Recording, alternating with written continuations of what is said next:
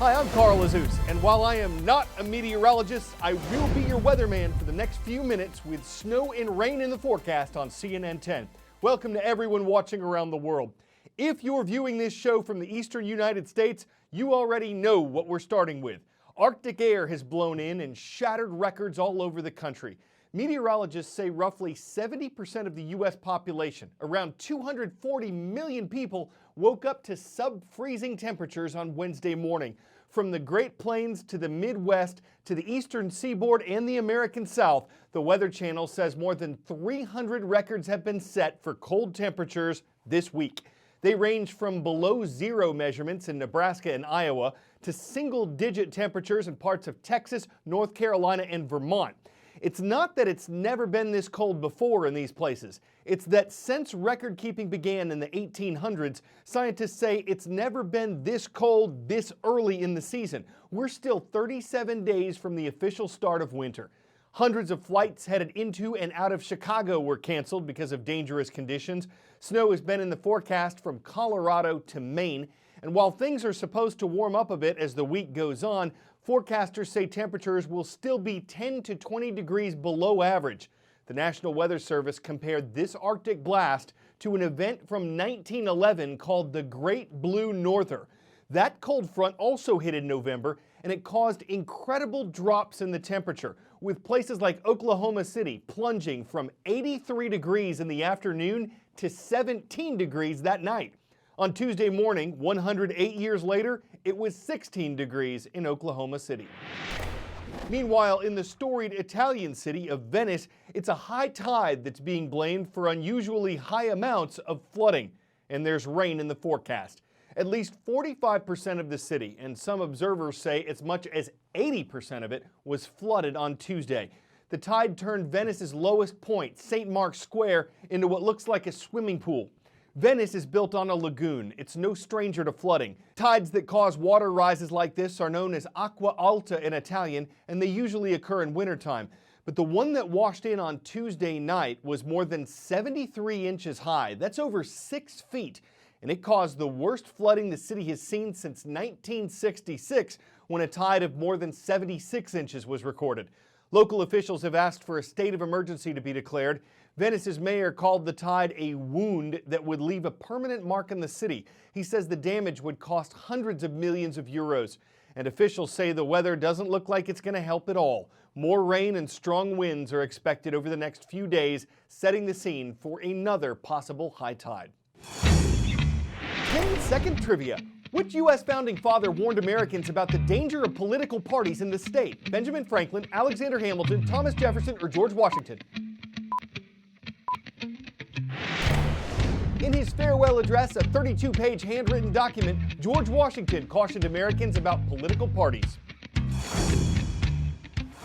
Why do Americans seem so politically divided? The reasons have a lot to do with the decisions we make in our personal lives. Your race and level of education are often a factor in how you vote. But today, where you live is also a good clue to where you might fall on the political spectrum. Journalist Bill Bishop found that in the 1976 presidential election, only a quarter of U.S. counties were landslide elections, which meant that one party won by a large margin. As of 2016, that 25% has increased to over 60%. Political difference is now lifestyle difference. If we don't talk to people that disagree with us, we get more assured of our thinking, we see the world in only one way, and we become more extreme in the way we think. Nearly 40% of Americans say they interact with people in a different political party just a few times a year or even less. The number of parents who would be unhappy if their child married someone of a different political party, that number has exploded over the last several decades, from 4% in 1960 to 35% of Republicans and 45% of Democrats in 2018. So it might not surprise you that today Democrats and Republicans don't agree on a single one of the top 5 issues they say are most important. Just 10 years ago, both parties generally agreed on the 3 top issues: the economy, jobs, and terrorism. 20 years ago, they agreed on 4 out of 5.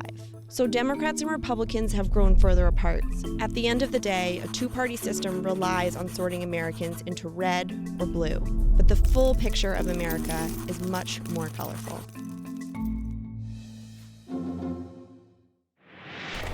For more than 10 years, CNN's been following an athlete named Kyle Maynard. In middle school, he played football. In high school, he was a champion wrestler. In his 20s, Maynard fought in mixed martial arts. He's also a record-setting weightlifter and an accomplished mountaineer. The guy loves physical challenges. And watching today's great big story, it's easy to understand why his philosophy and his best-selling book are wrapped up in 2 words: no excuses. When I first started climbing, I was so bad. I was so terrible, so slow. I'd tear my skin up all the time. And I was like, how the heck are we gonna go and do Mount Kilimanjaro? 3 words, I don't know.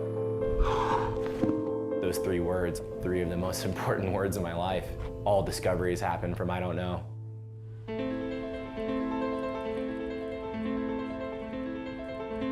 My name is Kyle Maynard, and I have an extremely hard time saying what it is exactly that I do. I've been an athlete my entire life. Football to wrestling to weightlifting and Brazilian Jiu-Jitsu, and now most recently taking on climbing some of the highest mountains in the world. I was born with congenital amputation, so it basically means my arms end at the elbows, my legs end at the knees. You know, I think some people, they look at me and maybe even feel sorry for me, but really, truthfully, my life doesn't look a whole lot different than yours. You know, I type on my computer the same way, you know, I use my phone just like anybody else. My first experience with climbing, really anything of significance, was in a CrossFit competition in 2010.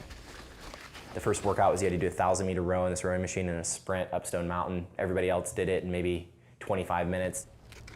It took me an hour and 46 minutes. I tore all the skin up on my arms, but I got to the top and I was like, wow, this is breathtakingly beautiful. And I told my friend that night, I said, I want to climb Mount Kilimanjaro. I don't know if I can, I don't know if I can't, but I do know that I want to try to figure it out. I want to go and find a way and get up there. There were a ton of challenges with getting into climbing, and the biggest one was the gear. I literally started with bath towels duct taped to my arms and my feet. I couldn't go to the store and buy a typical pair of shoes, so we had to come up with a unique solution. Now to climb, I use a carbon fiber special custom shoe. I use those to bear crawl up Kilimanjaro.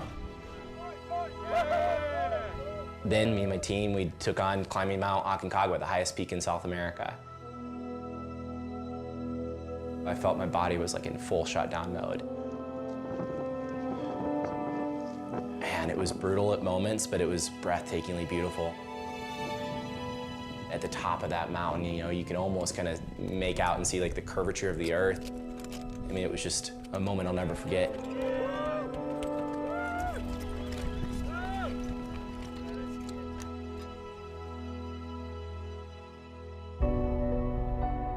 The reasons I climb aren't that different from other people.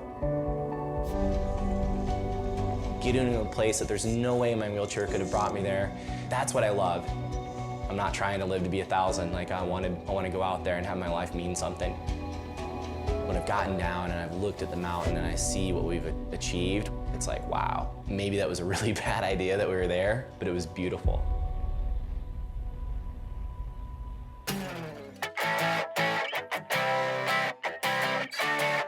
We started with weather, we're ending with weather. When we reported on the Skybridge that opened in Tennessee this May, we told you how it was the longest pedestrian suspension bridge on the continent. Another thing that makes it unique is the glass bottom that lets you see what's 140 feet under your feet. That same view in the snow may not be quite as clear, but look at the winter wonderland all around it. The folks who operate the Skybridge say it'll be open whenever it's not slippery to walk on. They're also calling it the Snow Bridge. If heights are the height of your fear and the cold freezes your fancy of fun, that might crystallize your determination to flake out on even an abridged visit and suspend any plans to step out when a bridge may ice in winter in favor of keeping your feet on frozen solid ground. I'm Carl Azus. That spans another edition of CNN